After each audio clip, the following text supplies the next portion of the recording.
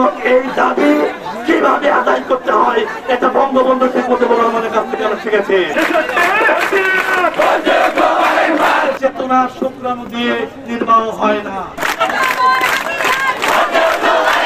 আমাদের কোন বিচারক আমাদেরকে বোঝাবে যে দেশের 1% কম জনসংখ্যার জন্য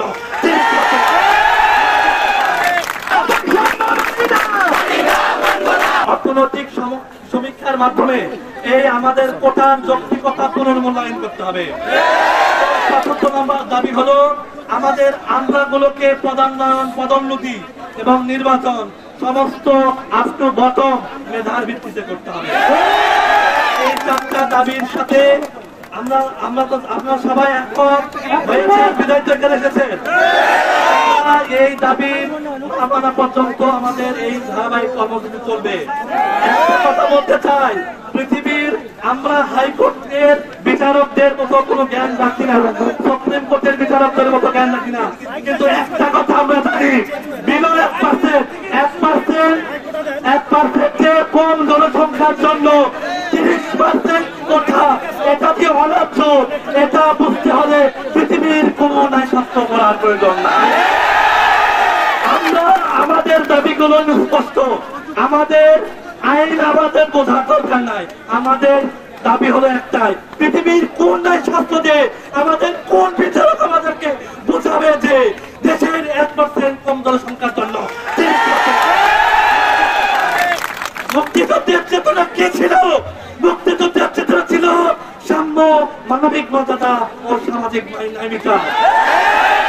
আমাদের দেশের বেকাররা মরে যাচ্ছে আর আপনারা গুটি কয়েক মানুষদেরকে চাকরিতে নিয়োগ দিচ্ছেন যাদের প্রকৃত মেধা নাই।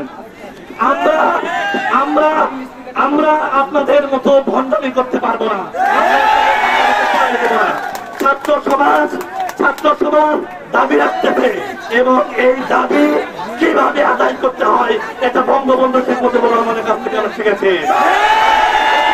52 ভাষা আন্দোলন শহীদদের কাছ থেকে আমরা শিখেছি, 72 শিক্ষা আন্দোলন থেকে আমরা শিখেছি, 76 আন্দোলন থেকে আমরা এই রাজশাহী বিশ্ববিদ্যালয়ের ইতিহাস কি বলে। জোহাসার যৌক্তিক দাবির কারণে নিজের জীবন দিয়েছিল কিনা রাজশাহী বিশ্ববিদ্যালয়ের উত্তরসূরিরা সেই চেতনাকে এখনো ধারণ করে। আজকে এই রায়ের পরে আর ঘুরিয়ে পিছিয়ে কথা বলার সুযোগ নেই। একটা কথা স্পষ্ট করে বলে দিতে চাই, আমরা এই জায়গা থেকে বলে দিতে চাই, চেতনা শুক্রাণু দিয়ে নির্বাহ হয় না। চেতনা শুক্রাণু দিয়ে নির্বাহ হয় না। চেতনা আমরা ধারণ করি, চেতনা ধারণ করার বিষয়। সুতরাং এই মেধাবী শিক্ষার্থীদের চেতনা নিয়ে প্রশ্ন তুলবেন না। তারা সংবিধানকে সঠিকভাবে বুঝেছে বলে আজকে এখানে দাঁড়িয়েছে। সত্যি আমাদের নিজেদের হোটেল?